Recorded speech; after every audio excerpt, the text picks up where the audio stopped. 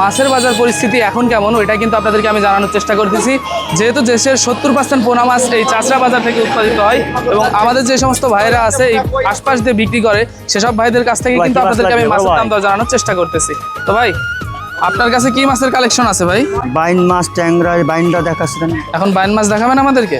এটা কি জাতের তারাবাইন ভাই? ও সরি, এটা তো তারাবাইনি, আমি বলে দিলাম তারাবাইন।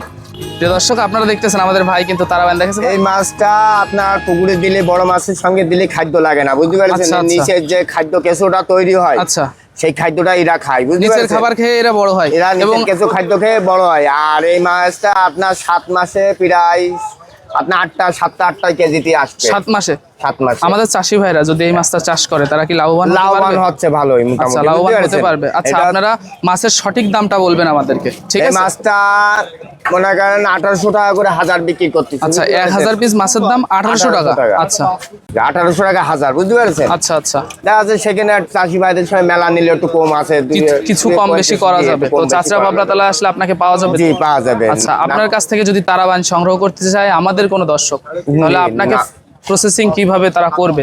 নাম্বার দিচ্ছি 01924 45 82 52। এই নাম্বারে ফোন দিলে আমরা তারাবাইন সংগ্রহ করতে পারবো।